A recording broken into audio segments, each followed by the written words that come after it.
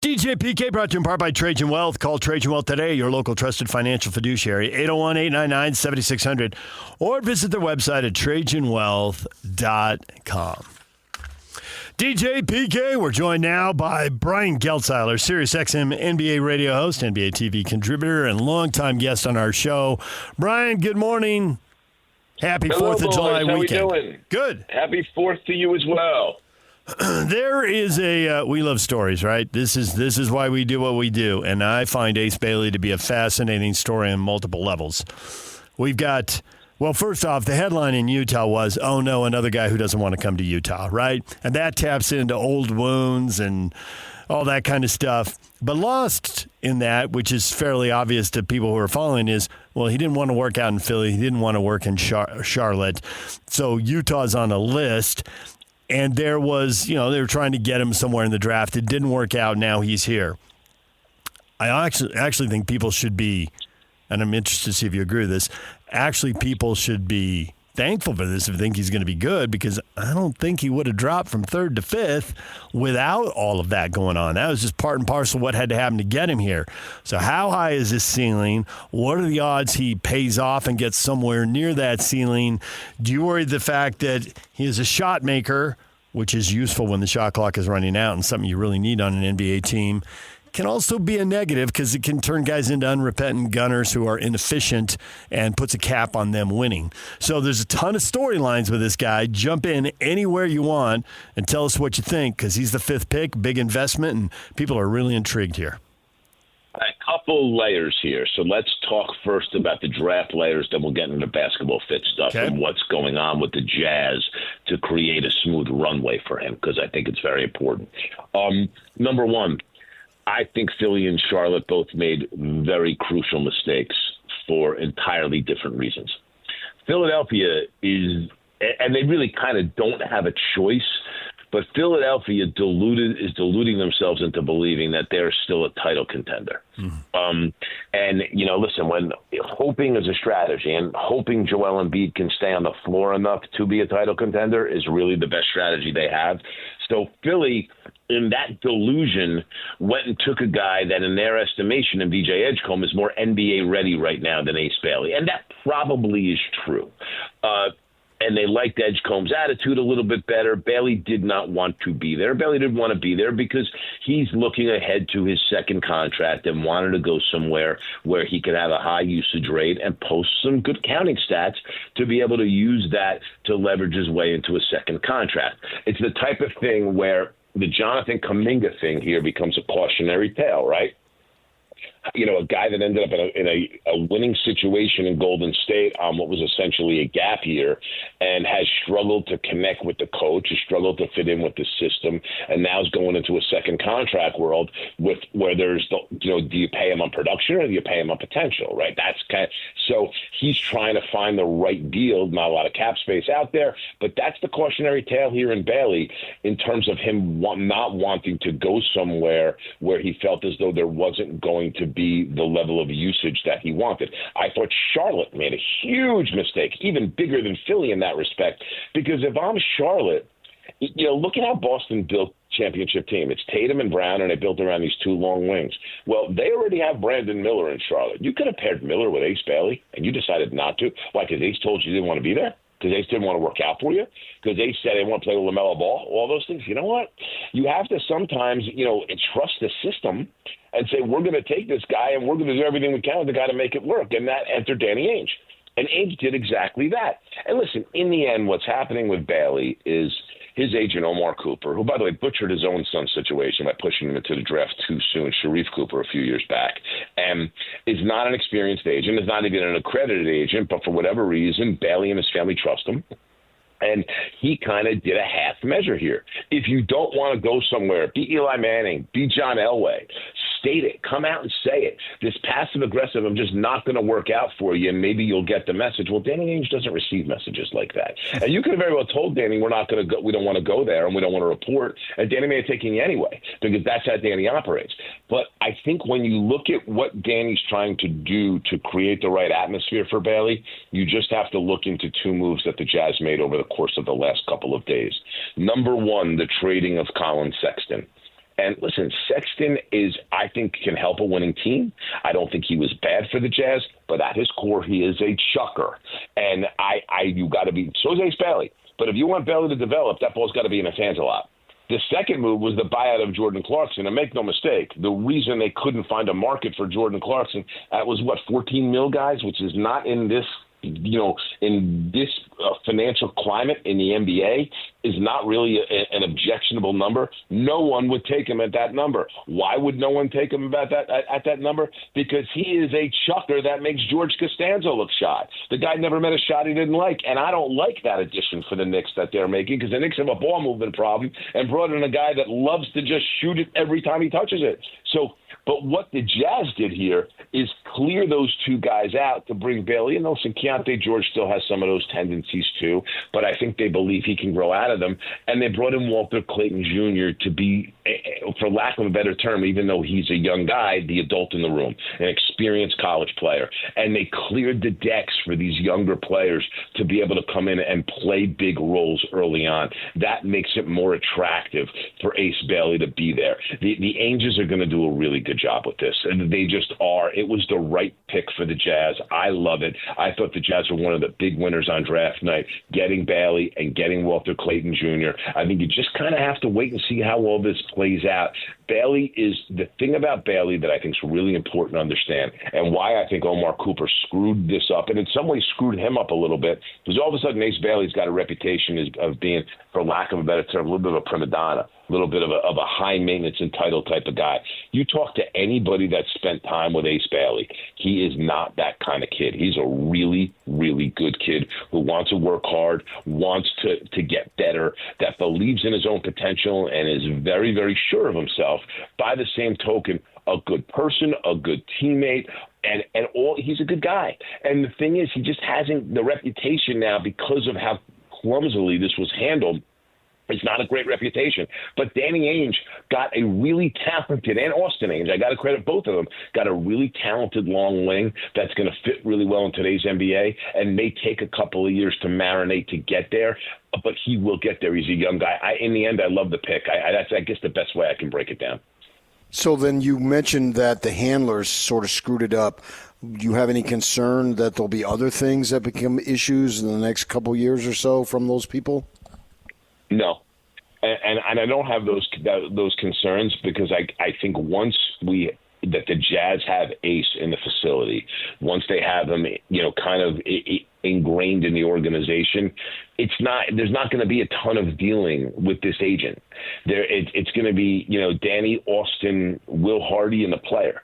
And I think when those relationships are starting to develop and are cemented, I just don't think the agent's going to matter all that much. And what are we looking at with the agent? Well, again, we're going to worry about having to deal with the agent again in 4 years, 3 years. Like, it's not, to me, that's not really a relevant thing. Once he's drafted, you have him there. Listen, they're going to sign him to the full number on the rookie scale that they want to sign him for. They're not going to play games with him. That'd be stupid to do that. And Danny and Austin Ainge are not stupid. Neither is Justin Zanuck. I mean, they'll take care of all this.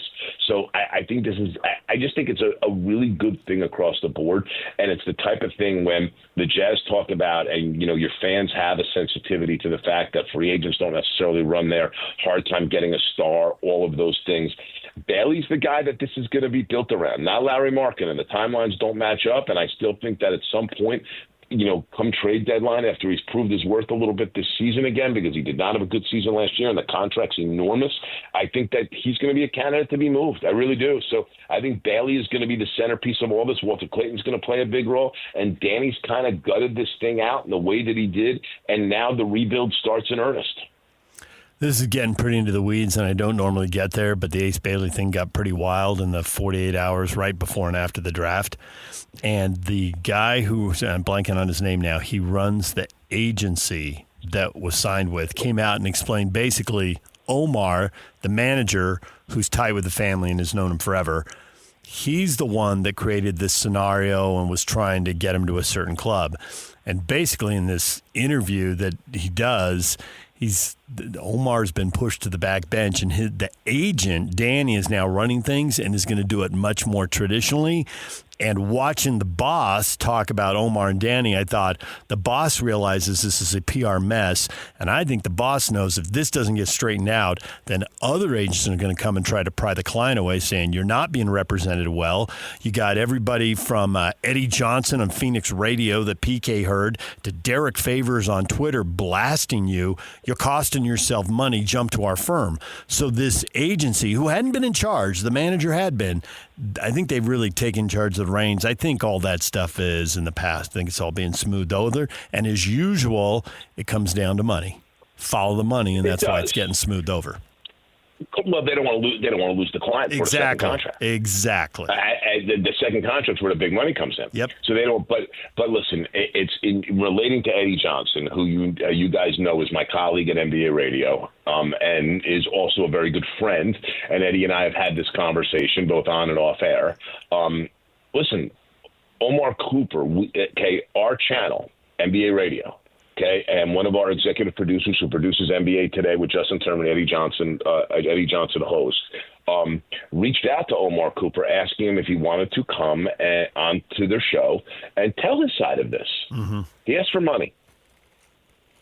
And I say that because it's not common in this industry, okay, to go and do a guest hit and be paid for it. It just isn't. It's not how the industry works. He asked for money. And listen, you guys, I don't know if you listen a lot to Justin Termini, but Justin Termini doesn't suffer fools. You play that game, Justin Termini will go blow you up on his show. And he blew up Omar Cooper. And by the way, the overwhelming support in the background from NBA people was like, yeah, he deserved to be blown up on that. Point being is that they had to fade Cooper here. They had to do that right now. And the thing is, you can't get in the way of the kid's relationship with this organization and his development until you're talking money. And with the rookie scale, it's easy. You slot him in. He was a number 5 pick. You give him the maximum amount of what you can give him because, there's a rookie slot, but you can play games anywhere from 80% to 110% of the rookie slot, depending upon your level of cap space and what you agree with the player. I think Bailey will get closer to 110%. Bailey's they'll come up with the right number for him to make sure that he feels comfortable and happy and valued.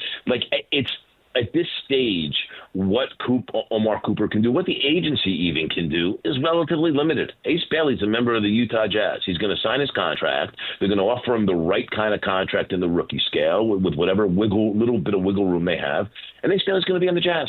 And he's going to develop under Will Hardy and under the Ainges, and he's going to get ingrained with his teammates, and it's going to work. It's going to work because the Jazz have put a really good organization in place with the right kind of people, and Ace Bailey's the right kind of kid. And everything else at this stage, it wasn't last week, but everything else at this stage is just a lot of noise. Are the Nets a good spot for Demon out of BYU? I think so. Listen, I really like Demon more than others. I'm not one of these that is panning the Nets draft. And I had Fran Fraschilla on my show last week, and he told me why I was dead wrong. I think Demon listen, the Nets right now for a rookie are a great spot for anybody. And I think Demon will do very well there. He's going to play next to Michael Porter in the front court. He's, the thing for him is the shooting piece was bad this year for BYU, but at the combine, there were teams that liked the way he shot the ball. And I think that the criticism of the Nets with Demon was that you left Malawak on the board. It was less about Demon and more about the fact that, come on, Malawak, it was you guys. I was on with you telling you I think the Jazz should be looking at him at 5. You know what I mean? I love Malawak, and I'm not alone in that. So that was the criticism of the Nets pick of Demon, less about Demon. But again, to me with Demon, it comes down to one thing and one thing only. Can you be a 37% three-point shooter in the NBA? And if you can, this guy's going to be a very good NBA player. Big handles, passes. I think he'll be okay defensively. I think he'll be able to use the size a little bit. I certainly think that he'll be passable on that end of the floor. It's a multi-talented player with size who can play a bunch of different positions also. So I like the player. I like the pick. in that spot, I would never have left Malawak on the board, but I do think Devin will have a chance to succeed in Brooklyn. I will tell you this, Porter's a good player for him to have there because Devin likes to pass and Porter loves to put his shots up, and now Porter's going to get more shots than he ever dreamed of being the guy in Brooklyn. Brian Geltzeiler joining us, SiriusXM NBA radio host and NBA TV contributor. Damian Lillard went to Weber State. He's got a lot of fans here in Utah. He's suddenly a free agent. Surprise. If you were advising him, when and where should he sign? Well, as soon as possible. Because wherever you're going to sign, you want to make sure that you are in lockstep with your rehab, with that medical staff, and having your own doctors and everybody kind of working together on your behalf. But this thought that you're going to rehab on your own and then just present to a team, I think you got to be careful. If I'm Lillard, I'm going to go ahead and I'm going to sign a 2-year deal. There's no team that I think will give him a player option in the second year, which essentially we rehab you and they'll let you go shop. No. So I think he should go find a 2-year deal. And I kind of think when you look, there's 4 teams to me that I think are very good fits for Damian Lillard. Number 1 is the Boston Celtics. They're in a gap year. Lillard's having his own gap year. They're kind of changing things around a little bit there regarding, they traded Porzingis, they traded Holiday. It appears, at least as of right now, they're keeping Jaylen Brown and Derek White. And if they're going to keep Jaylen Brown and Derek White, I would look to bring Lillard in, knowing you can have him on a league minimum deal because he's getting paid by the Bucks either way. And just see how it works. See how it works with him at point guard. You have the defensive infrastructure, at least you had the defensive infrastructure to be able to capably hide him. So I love Boston. 2 other East teams, I think Orlando would be somewhere that they should look at. Good compliment to Jalen Suggs. Will he be happy being a bench player at this stage of his career? I'm not sure. He would be a bench player on Orlando, but I think he's a very good fit there. I think Detroit would be a good place for him next to Cade Cunningham. Again, they do have the defensive infrastructure, at least before they signed Duncan Robinson, to be able to hide him. So we'll see, but I think that was a nice spot. And then, probably maybe the most intriguing fit of all is Minnesota. Minnesota really can't do anything at point guard that takes him beyond league minimum. Mike Conley's on the last year of his deal, 1 year, $10 million. And, we love Mike Conley. You guys in Utah love Mike Conley. He has been a wonderful guy and a wonderful player in this league for many years. In the playoffs, he didn't look like he had a lot left. And again, he'll come back this year. He'll take a leadership role in Minnesota. But how great would that be to be able to rehab Lillard all year and then hand that Conley spot over to Lillard when Conley's contract expires at the end of next year? So those are the 4 locations. If I'm Damian Lillard, I would look very heavily at. Like Orlando, probably the 4th of the 4. Boston and Minnesota at the top of that list. Detroit, not a bad fit either. Not the Warriors, his old hometown, huh? Nah, I mean, I just don't know at this stage of Steph Curry's career how you can think you can pair him with Damian Lillard and you're going to be able to stop people from scoring and keeping the ball out of your own basket. I just don't. I think the Warriors, that's fun. It makes for a cool story. It's not all that realistic. I just don't think that it is. Listen, the Lakers are frankly more realistic than that, really, because the Lakers may have to do something regarding Austin Reeves if they truly want to switch around this roster, or maybe a LeBron trade comes down the pike because we saw the statement from him last week and we know he's getting antsy. And quite frankly, I think if LeBron had more leverage, he'd be out of there by now. He just doesn't have a ton of leverage. He had to exercise that option because that money wasn't going to be available for him. It's something that Rich Paul will never tell you, but that's the reality of the situation. So the Lakers would not be a terrible fit, but I would not. If I'm Lillard and the Warriors, I just don't think it's a good fit for either side. Brian, we love it as always. Thanks for joining us, and happy holiday weekend. Same to you guys. Enjoy the holiday, and I look forward to talking to you soon. Brian Geltzeiler, SiriusXM NBA radio host and NBA TV contributor. Your feedback next. Stay with us.